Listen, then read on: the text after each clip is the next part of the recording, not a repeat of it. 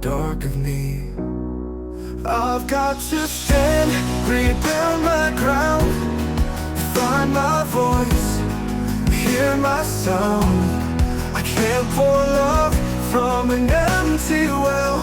Gotta heal myself before I can help. How's it going, James? How are you? I'm good, thank you. How are you? Aye, good. Aye. Thanks for agreeing to have a chat with us, and I really appreciate it, you coming on. No problem at all, no problem. I always say it, and I've said it in the last few podcasts about people giving their time and stuff like that, and you're actually getting, when you're giving people your time, you're giving them part of your life, so I really appreciate you actually taking that time out. The podcast is about kind of getting people talking and seeing what other people have challenges they've faced and stuff like that, and how maybe they've dealt with stuff. And yeah, you're obviously in the comedy scene now as well. What's life like for you in that scene?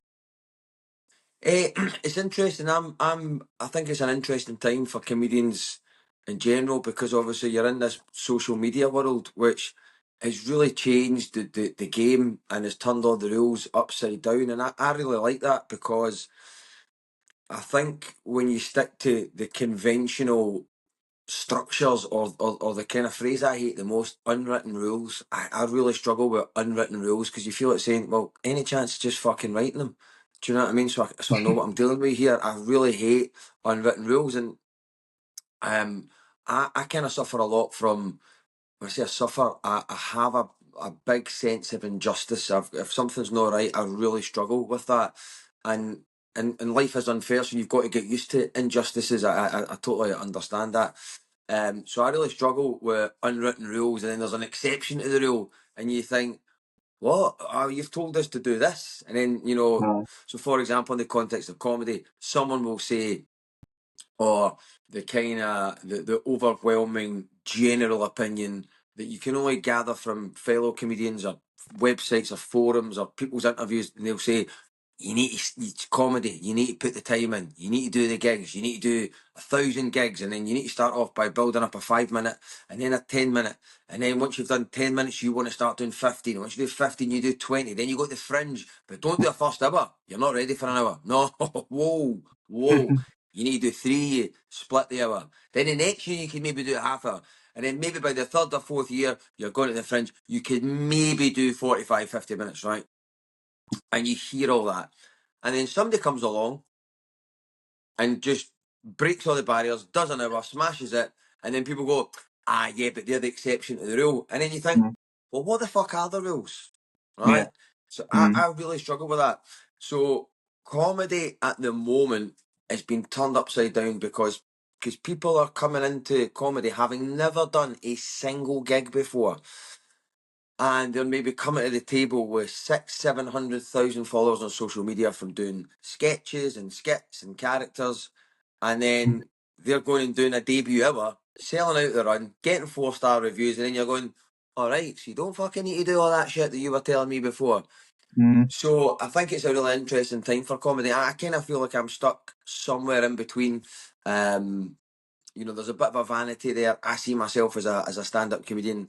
I've done the hundreds of open mic gigs, the gong shows, travelled in the car for hours to do an unpaid gig. So you kind of go, oh, I've served my time. But I'm also beneficiary to a kind of quite big social media following. So it's an interesting time for me. I'm just trying to, navigate the best use of my time. And you said earlier, obviously giving someone a bit of your time is giving them a bit of your life. I want to use my time the best as I can. A lot of comedy is unpaid. It shouldn't be. And people, again, just think, oh, that's just the way it is. And I'm kind of 42, so I'm a bit older. I've got a bit more agency now. And you just go, I'm not doing that gig for nothing. You know what I mean? So I'm doing less gigs as a result. But I am taking inspiration from these kind of big social media trailblazers and pioneers who are going, maybe I don't need to do as many gigs as I thought I did. So it's a really interesting time to be part of comedy.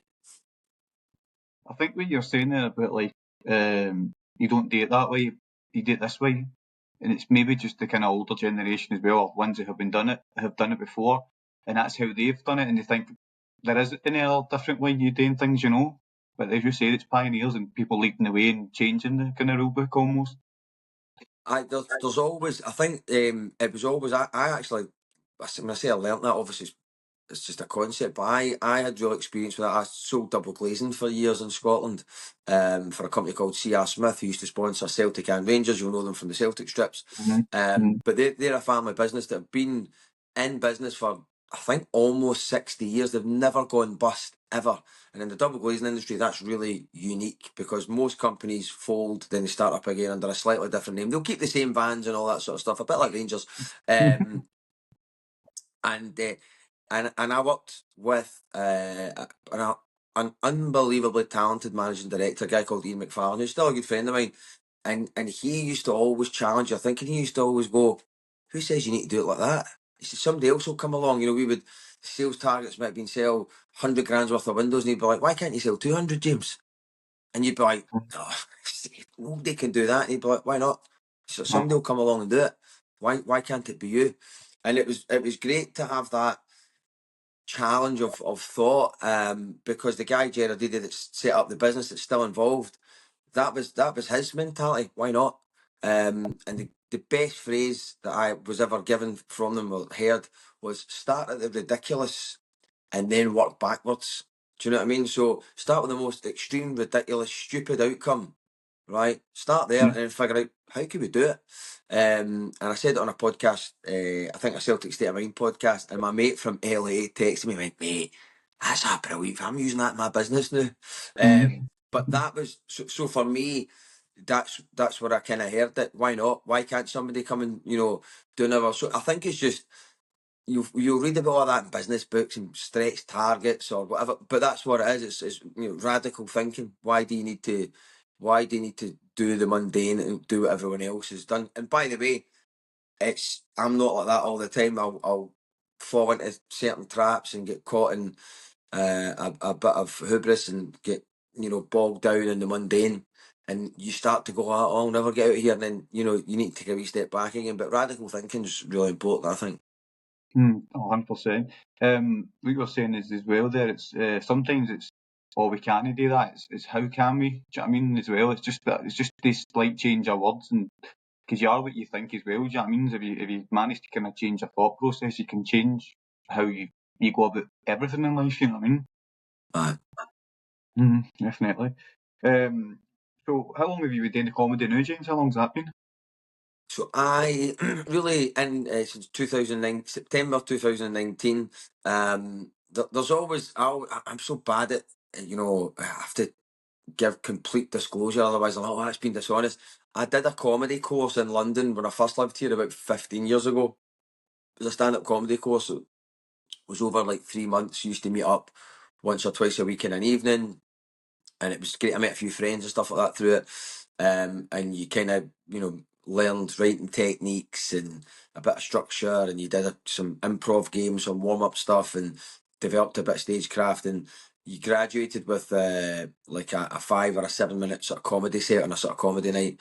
And then I did that, and then I did about 3 or 4 open mic gigs after that in London, but I never followed up. I wish I had. I really wish I had, because I'd have been gigging with some really famous people back then. You know what I mean? Probably been gigging with Kevin Bridges and all that as well.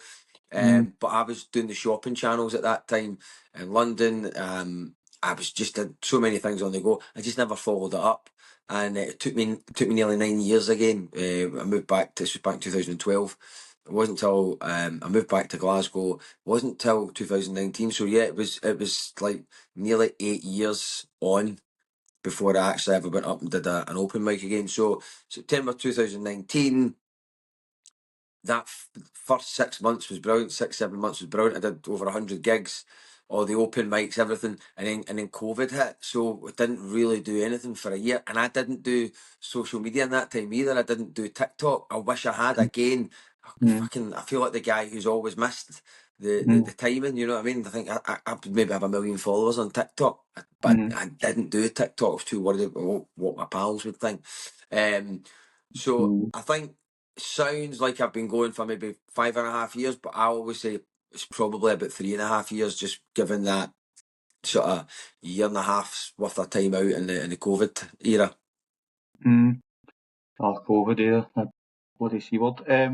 No, hearing what you said there, James, it kind of, I think a lot of people can resonate that about that fear of being judged by their pals and stuff like that, and it holds you back into that fear, and it's just like, why did I worry about that? And it's only with age as well and getting that wee bit older you start to realise that. Do you know what I mean? I think yes and no, because I still worry about it, and it's actually the people that are probably not even my pals that I worry about. I think that's, like, I'm wanting to write a book, kind of about, I suppose, about my life and my experiences, because I think, there's a lot of stuff that men don't talk about, and I think, well, maybe if I sort of said, like, fucking, I'm just crying my eyes out at 35 or 40, and you talk about maybe the heartache, obviously, of breakups, but nobody talks about the heartache of, like, friendships breaking up and stuff like that, or kind of, you think, was that a toxic friendship? Was I not looking after myself the right way? Was I allowing myself to be taken advantage of by other people? We don't talk about things like that. And then I was thinking, I don't know if I could write that. And then they'll all be sitting reading it, and you think, fucking people that don't care about you, you're worrying about what they might think. So I think that never leaves you. I think what happens is just dependent. I think as you get older, you become more comfortable with who you are, but I still think those things loom large. I think you might have more coping mechanisms to actually rationalise it and go, all right. I still do it now. Like, people who maybe just start following me on social media, and then I'll be like, yeah, man, you'll be posting too much about Palestine. Why am I worrying about this fucking person who I don't know? Do you know what I mean? It could be like another comedian, or just somebody that I've never met, that I think, that's quite cool, they're following me, and then I think, I wonder what she thinks about you posting all the time. And you better fucking calm it down. Who are you talking to? These are the voices in my head all the time. So never gets. I don't know if it gets easier, but certainly it does continue the older you get. It's crazy you saying that, isn't it? Like, people you don't even know and you're worrying about what they think and stuff like that. Yeah. Why?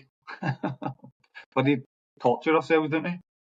No, so in the world, the kind of comedy world as well, you're saying there about doing your courses and stuff like that. Like, I think back to when I was doing my courses and stuff like that, I always kind of clung onto the one that was really smart.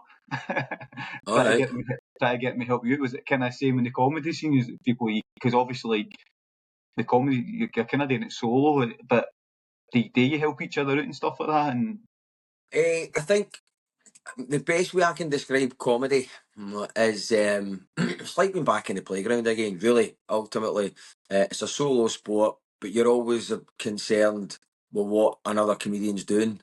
It's very similar to double glazing salesman. I was a self-employed double glazing salesman, so whatever I sold didn't affect anyone else. It was about what I did, and yeah, I'd go out every night obsessed with what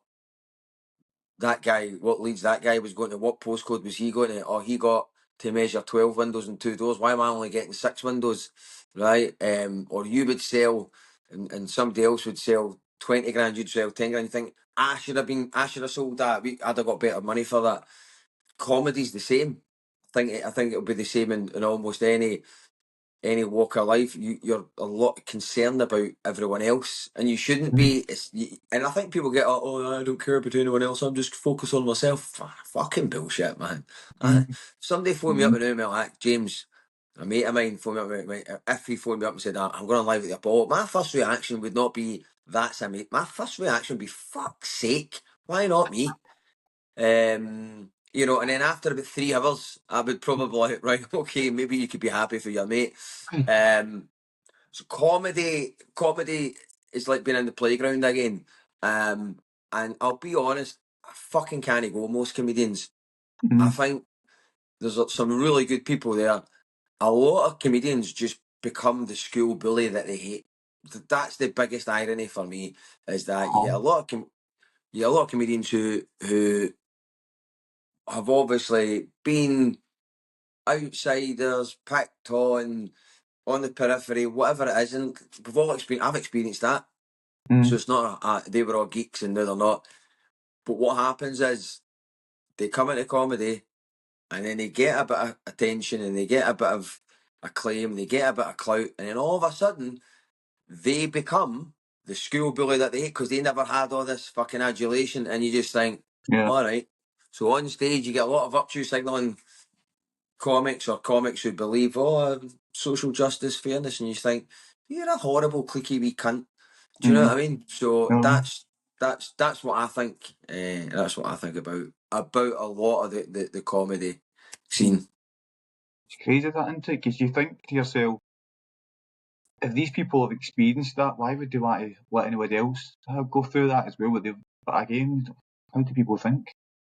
I think it's very difficult because if you've never had that, it's just like if you've never had the situation to understand. How do you know how to avoid it? So I think I would put it very much into the sort of, it's very cool, right? It's, I don't know if it's the same in New Zealand, but it's very cool to go, fuck the Tories, right?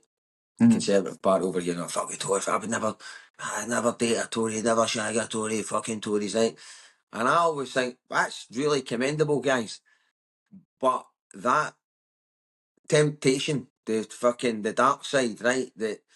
That resides within every single one of us, because it's easy. Again, something I learned from Ian McFarlane, the managing director. It's easy to have principles when you're skint, and it's easy to have principles when it's not costing you anything. So everyone giving it the big, I would never fucking fuck the Tories, I'd never date a Tory, I'd never do this, and you go, all right, okay.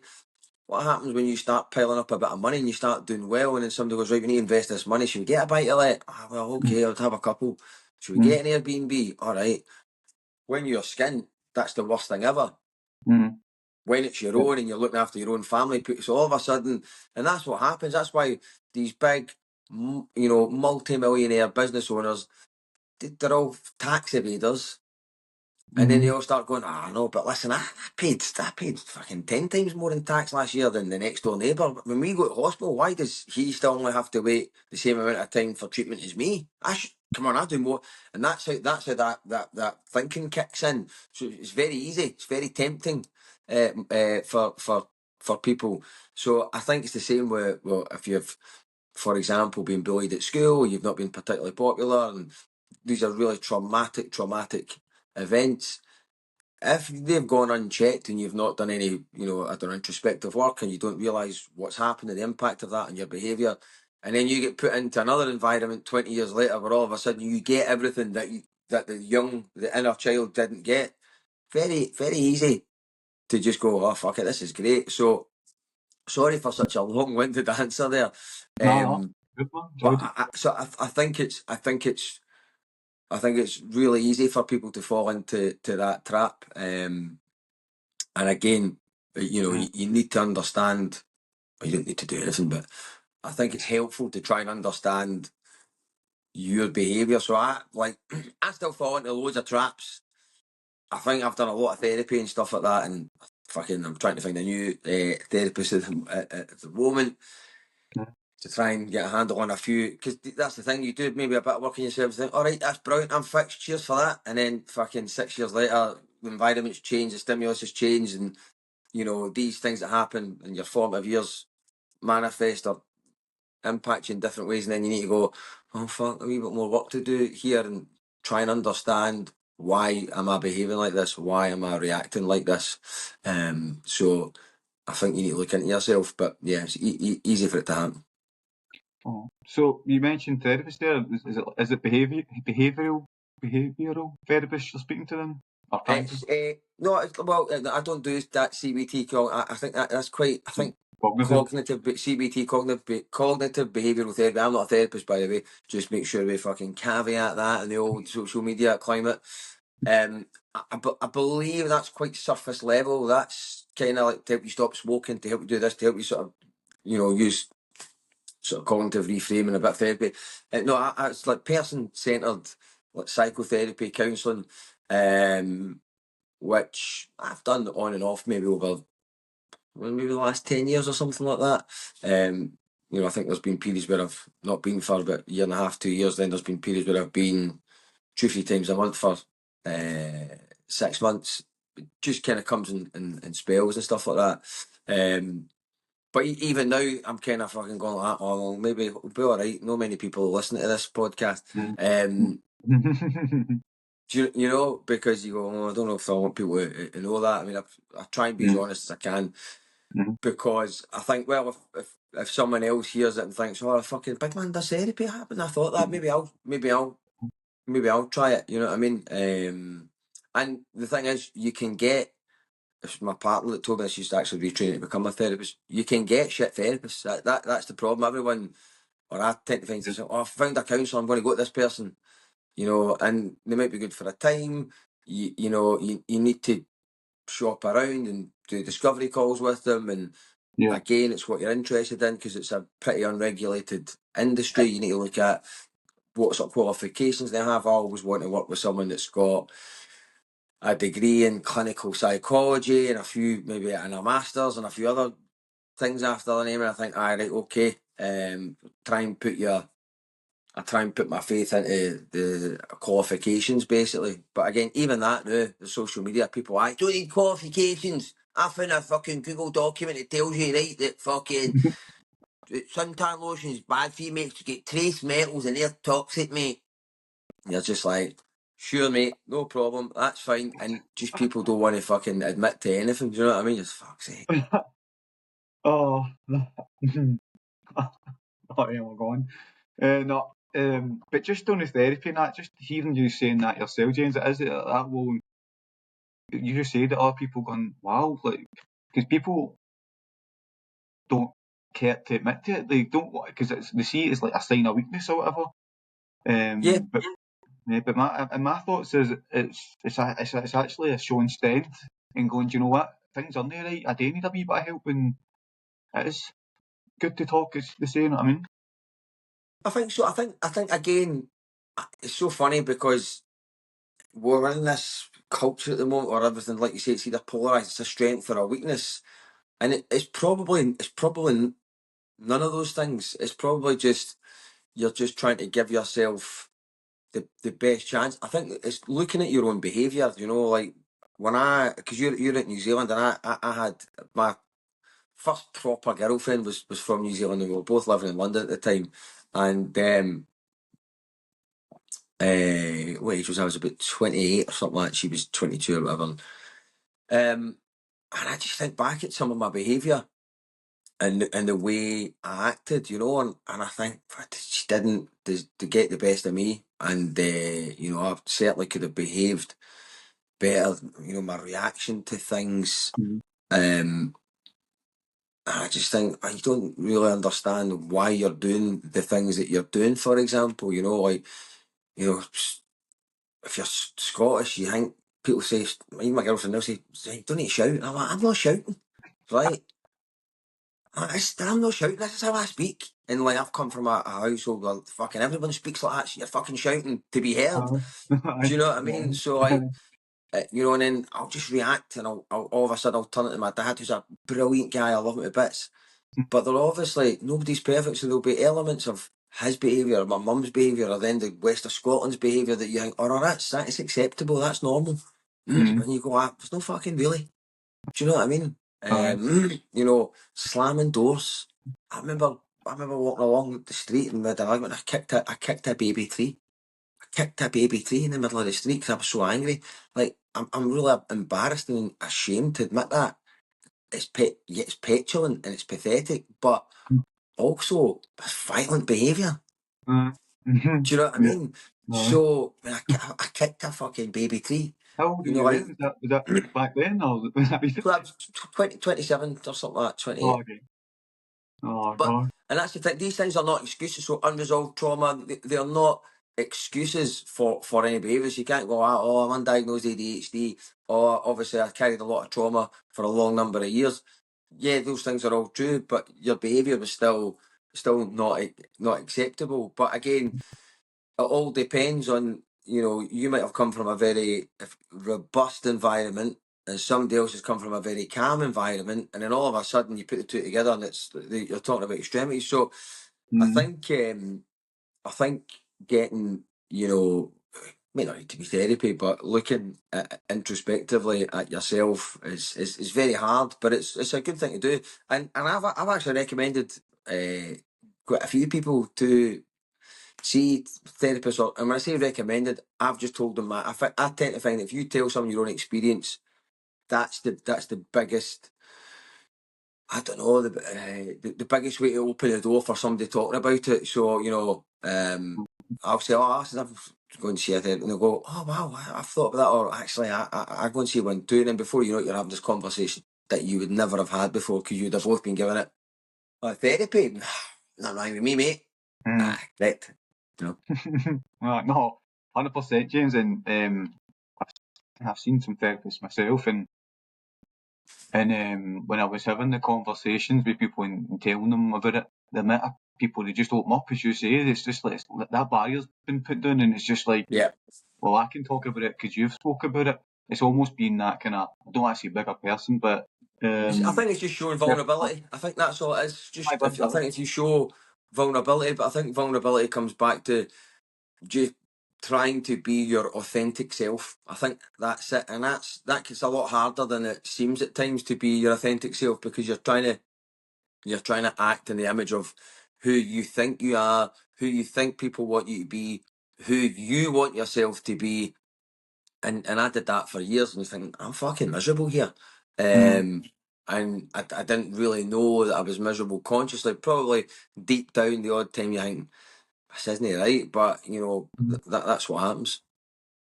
Because sometimes we get in a bit of a rut, and we're living our lives, and it's no actually to be actually stop and think back and go, do you know what? I wasn't feeling great then. I wasn't, but it became the norm almost. Do you know what I mean? You kind of just lived through it. That's it. Yeah, definitely. So see with the comedy scene as well, I don't know how it works. But do you get to? I keep talking about comedy, sorry, James. But that's right. Do you get like people you can talk to within it as well, like unions and kind of helping? Because in my work, I get like a thing called Sonder, where you've got like people you can go and talk to and stuff like that. Is that Right. in the same world? Like, do you No, get? comedies. So if you try and think about it this way, comedy is just full of freelancers, self-employed people. There's obviously an acting union. I think there is. I think you can maybe join Equity, the acting union. I think you need to do. Apparently, years ago, like I don't know, in the 70s or the 80s or something like that. I think to get into the Equity, the acting union, you had to either have a certain number of acting jobs with credits on TV or on stage. But a lot of actors went into comedy in the 80s because apparently you just needed to do 3 stand-up gigs and you could join Equity, right? But stand-up comedy, for me, is one of the most exploitative industries that exists. It is full of nefarious promoters, and a lot of comedy clubs trade off the power dynamic. So people know that you want to do a gig. The only way for you to get good, to get better, to hone your jokes, to do your craft. You forget even like all the ambitious stuff. Just to do your job and tell some jokes, even if you're never going to amount to anything, you need people on a stage. So there is a value attached to that, a monetary value attached to getting people in a room, in a hall, in a bar for you to tell jokes to. That's how comedy works. You need an audience. Yeah. So a lot of comedians are like, I will just take a full room to do gigs to. So when you're at the outset, I just want to play, mate, I'll do it for free. You're so keen to do this thing, and this thing might represent a whole host of things, for yourself. It might be, like in my case, when I got back to the comedy, it was because I'd sort of had a breakdown, I'd quit my job, I'd sold my flat, paid off my debt, and I was like, right, I need to do stand-up comedy.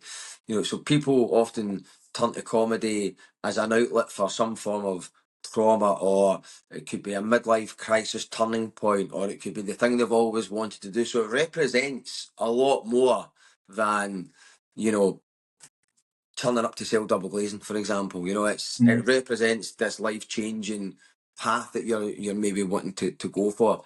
So you're chasing a dream, and you'll do your dream for nothing, won't you? You'll be like, fuck me, it's my dream. I'll turn up and do this gig for free on a Wednesday night.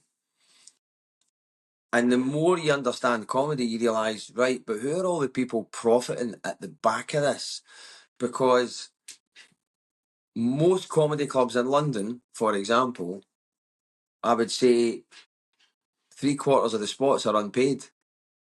So if you turn up to the comedy club on a Monday or a Tuesday or a Wednesday or a Thursday, a lot of the time it's unpaid, or a lot of the spots, a lot of the acts that you'll see on that stage, 3/4 of them will not be getting paid. That's a fact. The MC will be getting paid, maybe the headliner. I don't think anyone else. I could be wrong because I don't do a lot of comedy clubs for this reason. In Scotland, for example, you've got the Stand. They pay everyone for every spot. The only spots they don't pay you to do are the new act, new material night, Red Raw, which is a Monday night or a Tuesday night, I think, depending if it's Glasgow or Edinburgh. Those are the only acts that they don't pay. As soon as you do well and you get moved to a Thursday or a Sunday, they pay you. Even if it's 40 quid, they pay you. Glee, I think, probably the best in that regard. If you even do a trial spot, they pay you. Wow. But a lot of clubs in London don't pay you. I'm doing a 10-minute unpaid spot on a Friday night at a comedy club. I've already done an unpaid spot for them on a Thursday, and I'm saying to myself, am I doing another unpaid spot? If you don't do it though, you'll just never get on. So then you end up wrestling with that. I shouldn't really be fucking doing this. I mean, because at the end of the day, is that club going to go bust by not paying me 50 or 60 quid for doing a 10-minute spot? So someone somewhere's going, money. We'll keep that money.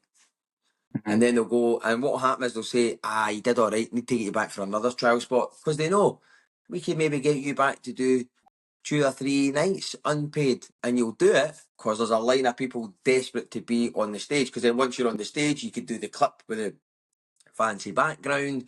People think he's doing amazing. You're thinking, I've not been paid for these spots. And that's kind of how comedy works in general. There's a lot of unpaid work. I don't think it's right. If you're charging people on the door to come through the threshold and watch comedians, and you're paying for them, then you should be paying everyone that you're there to watch. Do you know what I mean? Because people don't turn up to see the bar staff. They don't turn up to see the bouncer. So again, my eyes were opened. When I say open to this, I kind of always knew it existed. I mean, I've done loads of unpaid 10-minute spots at weekend comedy clubs when I was starting out, and I think back now and I think I shouldn't have done that. But it's not on the comedian, because that's the power dynamic that's being abused. It's not on the comedian, the person who's starting out and this thing they've always wanted to do. It's the bad bastard promoter and club owners who are going, we can get away with this. You know, and they all love to champion themselves as, heroes of the underdog and all that sort of stuff, and we're really ethical. And you think, maybe just start fucking paying everyone, mate. Do you know what I mean? Or comedy clubs say, come on in tonight, it's free comedy, and then they'll pass the bucket around at the end, and then some of the acts don't get any of the money from the bucket. So if you've got that landscape, you've no chance of people sort of giving a shit about your mental health. You've got no in a formal setting, because of course there are some really lovely people in the comedy scene, some really great comedians, there's some really great promoters. There will be some good promoters, there will be some good clubs. So there are people that will care, but by and large, everyone is fighting to escape the chicken coop. And then it then goes back round to, like I was saying to you, there's a Tory that exists in all of us, and it's fucking every single stand-up comedian. How do you think Jimmy Carr ends up as a tax evader? Because everybody goes at some point, I've paid enough tax. Do you know what I mean? And obviously, of course, you get notable exceptions, and there's people who, that do the right thing. But you need to consciously, I think, again, one of the mantras I learned from C.R. Smith is, you've got to keep yourself honest every single day. It's not, every day, because that temptation is going to come to you every single day. So, again, I've got, been my bonnet about a lot of these things, been my bonnet about the likes of older, more established pro comedians. You get the superstars that drop in, and you go, you should be fucking looking after the rest of the industry. You should be saying, is everyone getting paid on this bill? You getting paid? Yeah, what's your fee? And I know some comics do that, but again, the majority don't, because comedians have got, a lot of comedians have got, I feel like they've got this almost, their sort of view on things is, oh, well, I got fucking bullied at school, so you should get bullied at school. If I didn't get paid coming through, you shouldn't get paid coming through. As opposed to true pioneers, true game changers will be like, right, hold on a wee second. You getting paid? You getting paid? Right, I'll speak to the promoter. Because you no fucking drop me. I'll not get gigs because I'm big time. I'm Kevin Bridges, innit? I'm just using that as an example. But you hear a lot of these things in other environments like Sopranos. I heard that James Gandolfini would, he got his pay rise, but the rest of the cast didn't, and he's like, well, fucking, I'm not working till the rest of the cast get their pay rise.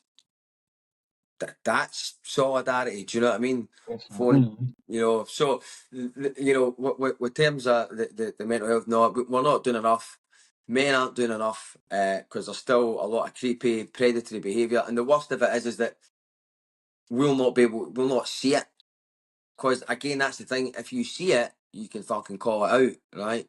But if you can't see it, so most men are going, "Oh, I don't know. I don't know. He was a creep." But what chance have you got if at the very fucking basic level? Well, if you're not paying everyone, if you're not providing the right working conditions, there's already a form of abuse going on there. So, you're already opening the door to other behaviour which is, untoward. Terrible. But again, it's just these people just take Sorry. advantage of. Sorry. What am I got the wrong way there? Oh. Oh, no, Oh, Jesus, right. right. Sorry, but doing the right way. No, it's like something stuck in your throat there with the bloody promoters and stuff like that. No, no, it's shocking that it's just the way the world into people always just are going to take step over people and stuff like that and take advantage, knowing, as you said, that there's 2 or 3, 4, 5, 6 people waiting to take your spot, and it's just like if you don't do it, somebody else will, and you're caught in between. I mean, they're catch-22 there. Yeah, and listen, I'm trying not to do it. So I'm, it's easy to say, oh, I'm not doing comedy clubs, and somebody else could be saying, you're not getting booked for them, because I don't want to be turning up and doing free spots. So there are some comedy clubs that I work with that'll book me, but then I just think, what's the point in sitting about waiting for a comedy club? Are you you're not going to? The thing is, the money's poor in comedy. The money's really poor in a lot of comedy clubs. Like really poor. So you get particularly in London. London's the worst. So you get comedians doing 2 and 3 gigs a night, and then you think, is it worthwhile? It's great to do comedy clubs because it's the best environment to be good at comedy. Because if you can make a room of people who have not come to see you laugh, your jokes are brilliant. Because people that are going to come and see me are coming to see me because they like me anyway. It's kind of hard to make an ass of that. Do you know what I mean? Like, they bought into you online, they like coming to see you, and they want what you've got to offer. Whereas if you turn up to a comedy club, I don't know who the fucking this guy is. You turn up, you see somebody, you go, he was actually brilliant. So yeah, it's an interesting proposition, but I'm trying to do it more and more my own way, just putting on my own gigs, having my own people come to see them. There are comedy clubs that I love doing. I love doing The Stand, for example, in Glasgow. I like doing Glee and stuff like that. So, I'm booked back in there, but not for months and months. But again, I don't think you're ever going to pay the mortgage by doing comedy clubs every weekend. At the level that I'm at, there might be the top tier people will be like, nah, maybe you're getting £400-500 a night. I don't know what you talk about. Fine. But again, I don't see that my lifestyle wouldn't accommodate being out in clubs 3-4 nights of a week. My relationship wouldn't last. It's not how I want to live my life. I'd rather go out and do, if I can, which I'm trying to work towards, tour a couple of months of the year, 2-3 months of the year. When I go back to Glasgow, I put on my own shows, and again, they're not big shows, but if I go up to Glasgow, sell out a room in a pub, which is 60 people at a £10 ticket, and you do 2 of them every weekend, you're earning more money than you would get in comedy, for 2 or 3 weekends at a comedy club. You know what I mean? So you just think, it's a no-brainer. Yeah. Do you think it is a labour of love though, James? Do you think it does? Is that there for you? The love of it still? Because obviously you need to have that love for it.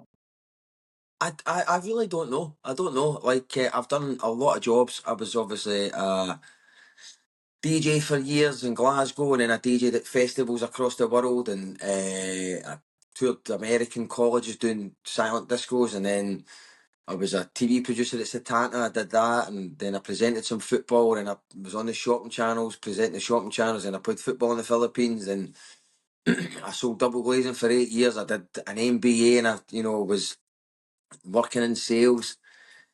Now I'm doing comedy, which I really love doing, but there would have been a point in every single one of those other jobs where I went, I fucking love this. Do you know what I mean? So I don't know. This is maybe just something that I'm doing just now. It might not last forever. I think sometimes you got to stick the course. Do you know what I mean? Because a couple of years in, you might start getting itchy feet. I only get diagnosed with ADHD last year, and again, I don't know if that's even anything to do with anything, but I get fucking itchy feet after a couple of years. Like, oh, maybe I should just go and do this. All of a sudden, I'm looking at doing another master's in building surveying, and I'm like, mate, what are you talking about? Like, Mm-hmm. just stick to what you're doing. So yeah, what I really like is I would really like having something to say. I would really like that can be quite an intoxicating thought, and a wee bit. Sometimes I almost don't want to dream about it because you think, well, imagine you just got to talk about stuff you wanted to talk about, and that was your job. So I like the fact that you can go and do a show, and you can make it your own and funny and all that, but you can talk about misuse of public money. You know what I mean?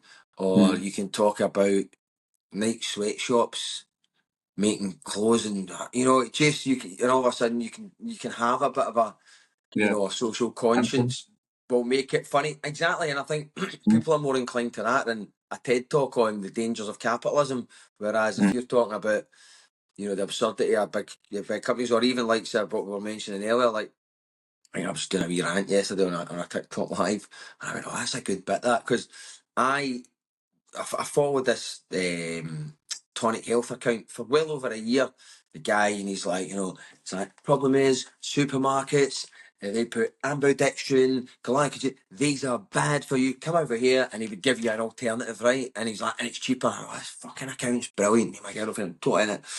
And then the guy, you start to realise a lot of the stuff the account does is brilliant. It's basically promoting healthier eating, it's advocating awareness of ingredients. It's kind of calling out supermarkets for being a bit capitalist and substituting certain ingredients for lower grade ingredients because it's cheaper, but they're maybe not as good for your health. And then, but this guy's not a nutritionist, right? He's got no medical degree or training or qualifications. That's not to say you can't be really knowledgeable about all the things you're really knowledgeable about. All you need to do is kind of go, guys, just to remind you, I am not a nutritionist, right?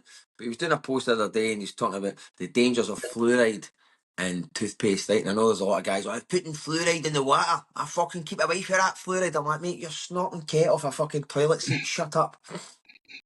Right? And this guy's saying no to fluoride, and fluoride is bad for you. And I was like, 'cause my sister's a dentist, and I didn't know like anybody said. She was like, listen, fluoride's really important. It's really important for your teeth. So like when you brush your teeth, she was saying to me, don't rinse out your mouth with water. And I was like, fuck me, I've been doing that for 30 years. You know what I mean? She's like, no, you're not meant to do that, right? Because you want to keep the fluoride on your teeth. And I was like, right, okay. So I said to her, listen, this fluoride thing, is this guy? She went, oh, it's total nonsense, right? And I actually went to the dentist recently, right? Went to the dentist because I changed my I was listening to this guy. I thought, oh, I've changed, I'll get the good healthy toothpaste, but no fucking fluoride in it, natural ingredients. Went to the dentist, who's my mate. He went, I thought I had a cavity or a root treatment I was needing, and he went, you changed your toothpaste? And I went, aye, but 2 weeks ago. He went, maybe change it to, I says, Kingfish or something. I went, mate, stick that in the bin. I was like, what? He went, he said, there's no hole in your tooth, there's no filling, no cavity. He said, your gum is receding, so the bone at the top of the tooth is exposed, and you've stopped using fluoride, and fluoride's what kind of feeds the bone and protects it. And I was like, no way. And right, so I've got this lived experience, and I just said on this guy's post, this is all I said, mate. Love the account. Think on the whole it's been brilliant, raising awareness, but you are not a dentist. So telling people that fluoride is bad could be harmful and misleading. Mate, you want to see the replies I've got. I wish I'd never said anything, mate. People just like that. Look at biodentistry and you'll actually people fucking citing papers. I feel like saying you've not fucking read these, man. This isn't who hang people are on Google Medic Docs and all that. Google Doc. Oh, fucking look at this. You'll actually find, and I was like, oh mate, fucking geese piece. And then people like, you know, and I didn't even bother saying. Well, I actually spoke to my sister who's a dentist. I just thought because lo and behold, people on this post were going, mate, big pharma. Big people were starting to say big pharma, you know, the Colgate pay the dentist. And I felt like saying, listen, I'm gonna tell you something. See when I break my fucking arm and I go to the hospital, I tell you who I'm gonna ask for, big pharma. I'll be in for big pharma, mate. Get big pharma over here right now. Pump me full of that penicillin, mama. I want that. Morphine. Give me everything that big pharma's got. See the guy that's going like that, hold your breathing. And for free, I don't want breathing, mate. I don't want that. I want big pharma. That's what I want. I want the science. Give me the fucking science. Not a guy who's found it off Google fucking Docs. I want big pharma. Do you know what I mean? So that's going to be a bit. Do you know what I mean? And I was saying, listen, I tell you, I'm more worried about big Tesco than fucking big pharma. So I think I'm starting to get more of a feel for, I suppose, where I want my comedy to go.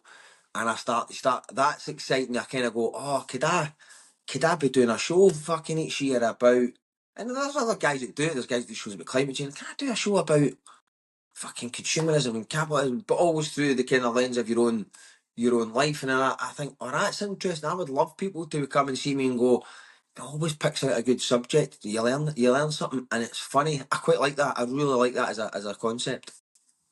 Is that what you kind of see yourself going then, just in that way then, that road? I think so. I think so. Again, I think when you first start in comedy, I'm still pretty new. I'm still, you know, I don't know, a novice in a lot of ways. I think when you first start, you talk about yourself a lot and just kind of your experience. I used to do this, I did that. And then I think I don't know if it's because you get better at comedy, you can start talking about bigger subjects, or if it's because, well, I've done the first two albums about me, and now I've got nothing else to talk about. Now I need to talk about. I don't know what the reasoning behind it is, but I kind of I really like having the ability to talk about things that I want to talk about, where you can kind of set the agenda. And again, for me, I hope it's about fairness. You know, I hope that comes across, or what I believe to be fairness and stuff like that. Do you know what I mean? And honesty. I think honesty is a big thing. Like, you know, again, my new show this summer's a lot about, you know, kind of guys being pretty assholes, basically. Do you know what I mean? Kind of going, all right, I used to do this and didn't realise we're a wee bit fucking piggish, aren't we? But it's not, hi, I think I'm better than everyone. Men are all pigs except me because I'm great. It's me going, lads, fucking hell, I used to do this. I can't believe that, you know. And hopefully other people will be going, fuck me, I do that as well. That is funny. Do you know what I mean? Because you're kind of saying, we're joking, but we're kind of going, what about that? That's fucking shocking, isn't it? Do you know what I mean?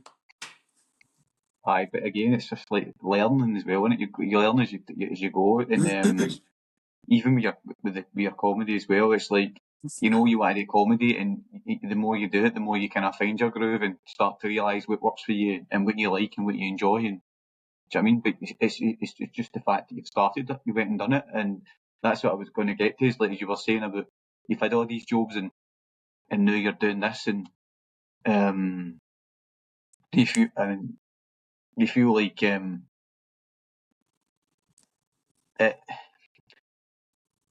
it's helped your mental health by doing your passion as well? Do you think it's helped that? I think it does both. It's helped and hindered because, again, I wouldn't be on my phone half as much if I wasn't doing comedy, because you're trying to sell tickets, or you're checking to see who's liked post or a reel, or you're making stuff, or you're posting all the time, and I definitely am on my phone far too much, and I can actually see myself being demented at times, just fucking going through the triangle of TikTok, Facebook, Instagram, just looking for a fucking hit, and it is, you're looking for that dopamine hit, and I'm like, I'm on this too much. I've ordered that again. Just whenever obviously you're struggling, you're like, just buy something, buy your way out of unhappiness. So I've ordered that brick thing, the brick app is called. So it's like Okay. I don't know, it's like some sort of locking sort of hardware, it's a wee device, and you choose all the apps that you don't want to have access to on your phone, and then you have to you brick it apparently, and then you can only. But I can see myself fucking going back and forward. I need to hold on a wee second.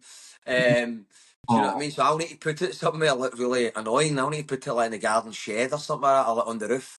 Do you know what I mean? So that what you do is say at the start of the day before you go to your work or before you go out for dinner, you say, I don't want Instagram, TikTok, Messenger, Facebook, but I want to keep WhatsApp, Uber, Apple Pay. So you pick all the apps you don't want. You kind of tag team your phone with this brick app, and then you go out and you will not be able to access any of those apps until you come back in and physically sort of tap your phone onto this thing. So the comedy, the mental health, yes, it's good for being able to talk about things that you wanted, but again, it's also bad, because you also, it's like anything else, you get the highs and the lows from performance, and then you start getting the old compare and despair because you're looking at other people. And I don't know, in some ways, is it worse? I don't know. It's hard to know. Has it got worse since doing comedy? Because the thing is, for example, doing a double glazing sales, that was a tough game. Mental health wasn't great, but you couldn't check anyone's Instagram to find out if they sold windows. We'd be fucking on the sales figures all the time, figuring out who sold what, and then we used to update what your sales each night on WhatsApp. So we're fucking back through. You just fucking beat a previous customer of mine. Fucking hell. Do you know what I mean? And you just think, fuck me, life was better when you just, like even for the salesmen, when they just used to go out, sell, there was no internet, and then they'd turn up and you wouldn't know what anyone had sold for a couple of days. So I read something, or my partner told me, she read something rather, is that your brains you're not meant to know what's going on in the next village, and you're not meant to have all this information about anything. Too much information. It's not good for you. So here's me giving you all the patter. Will I make a meaningful change? Hopefully, but I call it the podcast effect, where everyone goes on and talks a lot of shite because, like, oh yes, actually, yes, my mental health, I should do a lot more. So I'll probably spend time off my phone now, and then you're fucking like that. So I'm going to really try, because I have recognised that I'm on my phone far too much. And what's funny is you can get complicity from people, because you're like, oh, but with your job, you'll need to be on your phone all the time. You're like, yeah, that's right.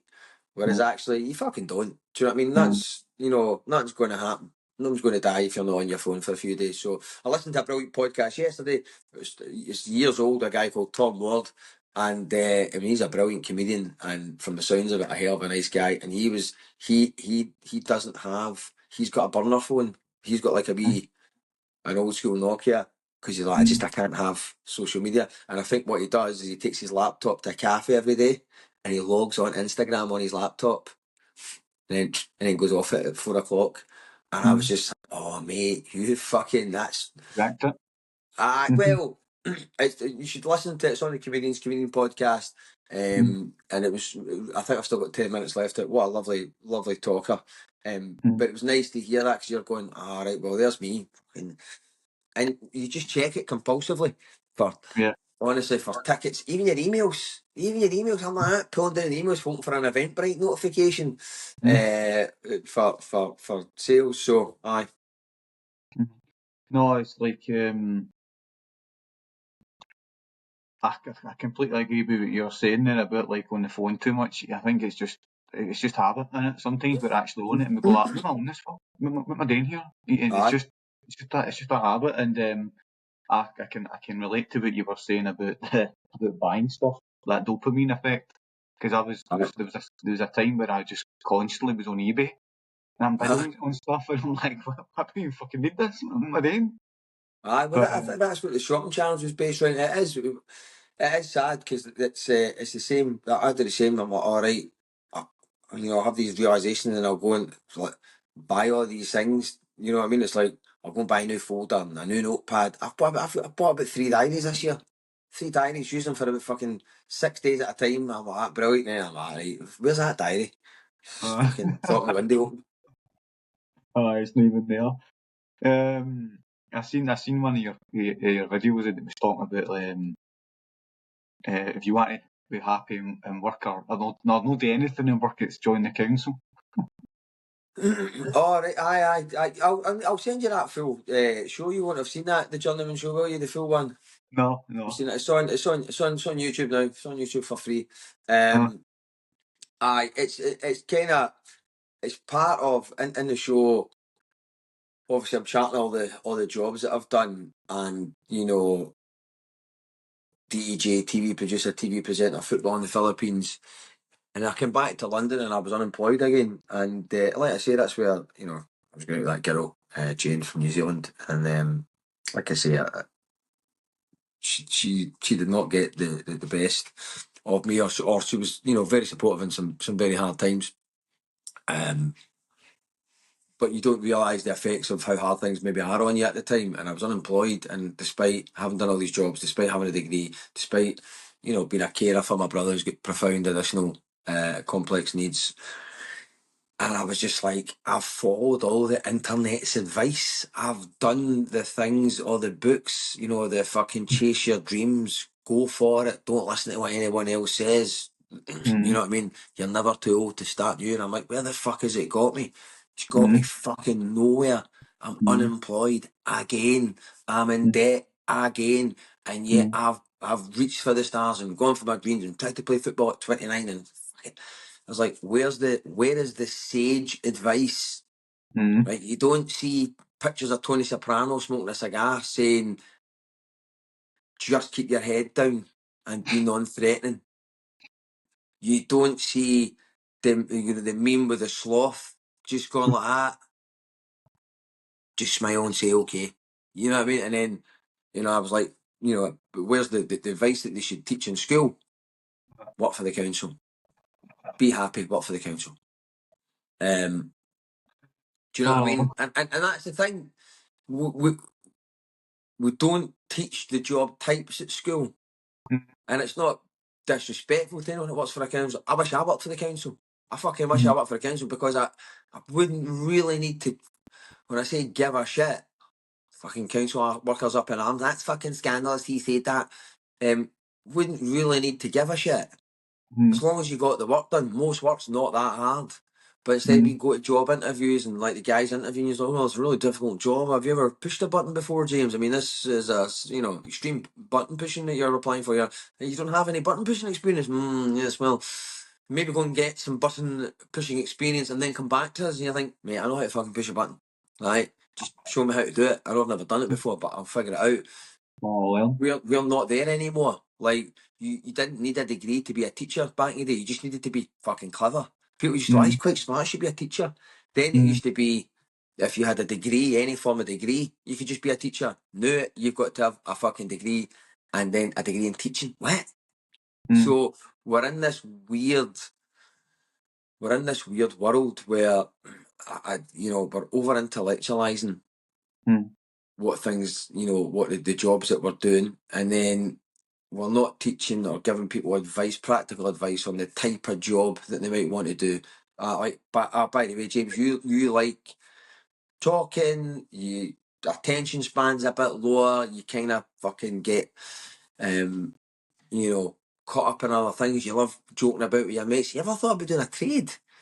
mm, Because they tend to have a great, enjoyable life. You're always going into different jobs each day, different customers. You get to go to work in a van and wear shorts and trainers and fucking eat takeaways at 10 in the morning. You'd quite like that, son. Also, ironically, most fucking joiners now run companies and build houses and all that. But in my day, they were just trying to get you to do a trade if you were thick. Do you know what I mean? mm, So oh, they don't mm, They don't tell you the type of job. Again, somebody went, listen, if you just maybe want to have quite a stable life and you enjoy spending time with your family and you've got a house and you like doing your stuff there, you want a job really where nobody gives a shit about you after 5 o'clock. That's what you want. Shut the laptop. That's fine. Get a job for the council. They're really good places to work. There's nothing wrong with that, man. But again, the thing is that councils aren't, by and large, capitalist organisations. Because they kind of not commercial operations, because they know, well, we're kind of publicly funded, so that's fine. So everybody gets the holidays that they should, whereas you start working for any company, they're like, oh, actually, no, we've been noticing recently that you've been outside for 2 minutes each day, so we've actually taken that off and you've got 3 days holidays left. Do you know what I mean? This kind of horrible capitalistic pursuit that we're in at the moment. So, to sum up, if you want to be happy, work for the council. No, definitely. I did myself for 20 years. Did you? Which council was it? Glasgow, that's the sort of council. What did you do? What department were you in? I was in the roads for years. What did I do? Not a lot. A lot of people will say. You were in the roads? You're the fucking blame then. I was on the roads for a while, and then I kind of just went and done some college work and stuff like that, and ended up in the offices, and yeah. It's funny because I know we'll know a lot of the same people, because I know a lot of people that worked at the council, and that's another thing. That's another sense of injustice, because you're like, well, mate, I've got a fucking degree. Oh, this cunt's fucking head of the fucking bid or procurement because you've worked at the council for 15 years. Nobody tells you that. Get into the council, be there for 10 years, and you can do qualifications, and they'll send you to do this, they'll send you to do that, and then you'll end up the Lord Provost and fucking $200,000 a year, and you think, what's the point of doing a degree in economics? Fuck's sake. Do you know what I mean? Definitely, man. It's just blows my mind. And then it's like anything else. Too much of anything's a bad thing. You know, too much capitalism bad. Too much socialism will end up with uncompetitive organisations like the council. You need a bit of everything. You need a bit of external, regulation. You need a bit of internal market intervention.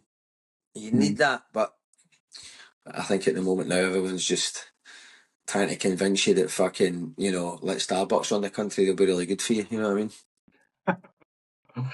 No, listen, man, thanks, Jason. I love your honesty, honestly, and we need more of it, to be honest. People being honest and stuff like that. And I really hope that I become like proper big time, and then like all these interviews where I've gone on all these mad. I hope they all commit. I hope they all commit and because that, people worry about the stuff that they say. I'm not worried about it.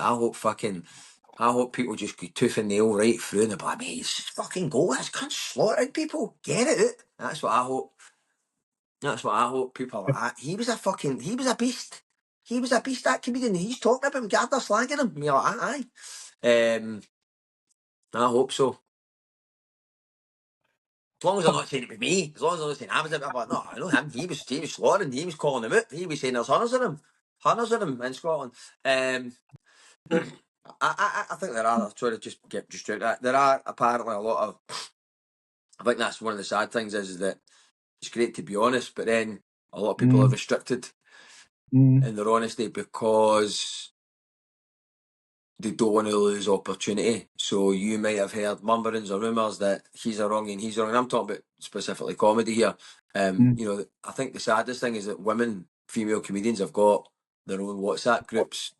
Of which who they're warned to not work with or be left in a dressing room or a green room with or not to get in a car with.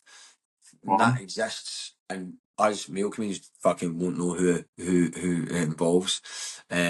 Or I've been told a few names, you've been sworn to secrecy, so you wouldn't break their confidence. But equally, even if you did, am I going to turn and go him? That's what I've heard. Mad creeps, and you never get booked again and all that sort of stuff. Do you know what I mean? So. And that's difficult because I would doubt it, no bother. But is it going to happen to me? No. And then again, I think that's the thing. You can't break someone's confidence, and the reason that a lot of women don't say anything or can't say anything is because their careers are impacted and all that sort of stuff, and the abuse that they get. So I think that's all kind of joking aside. I think that's the sad thing. It's a lot easier for me to be honest because I'm not affected the same way and I'm not impacted in the same way. So if I think being honest is important, and if I can keep doing that, great. But hopefully we can get to a position where everyone can kind of speak without fear of retribution. There you go. I know Sorry, what sorry for happened. that serious ending there. No, it's alright. I know what happened to freedom of speech. Do you know what I mean? It's kind of been Can't taken you away say from you. anything anymore, mate? Fuck's sake. Can't you say what you want? Can't you say what you want? Fucking, I think you can, mate. It's just, there's a consequence. No, you can't say anything these days. It's fucking scandalous, man. Can't you say what you want these days? That's shocking. No, but thanks, James. I really appreciate it, mate. And I hope you're enjoying doing what you're doing, and you get the success that you deserve. Thanks, mate. I hope so. And I hope to come to New Zealand to do a tour. I would fucking love that. Aye. If I could punt tickets and find a way to make that work, I would be fucking over the moon. Because they love the old Scottish. Is that true? Do they love the Scottish comedy at New Zealand? Is that a... Aye, no, definitely. It's just your kind of mainstream guys like your Kevin Bridges and stuff like Frankie Boyle. They kind of love all them and stuff like that. They talk about the Kevin Bridges joke about the dab for £1. That's all I've ever hear. The what? The Kevin Bridges joke where he's talking about when he's at the bus stop, he's £1 or you're getting He's a stabbed. pound. Aye. How's that? That's right. A pound. Oh, that's quite good. Quite a good value proposition. Might go and watch that now. No, they love it more here. Aye, no, but not a problem, James. Get yourself over here and do a bit of touring because I think you're good in a storm, mate. Well, I know there's a few guys who've been out doing stuff. Again, that's the power of social media. I know, like, for example, the guy who's brilliant, I find, Red Richardson. I know he's been out. He did like a 2-week tour in New Zealand after doing Australia. I know that Ray Bradshaw is a Glasgow comedian. I actually went to school with him. He's 5 years younger than me though. But he, I think he's done a a few tours and maybe a week or two's worth of gigs in New Zealand. So yes, mate, I will check the Facebook analytics and see if I'm getting any more. I think I always get like it's like 1% from New Zealand or something like that, and I'm always like, that's probably how my dad just got this big. No, I always wonder. So yeah, definitely, mate. Well, listen, thanks for having me, and best of luck with the podcast. Oh, really appreciate it, James. Thanks, man. And I'll All right, catch you cheers, up. mate. Cheers.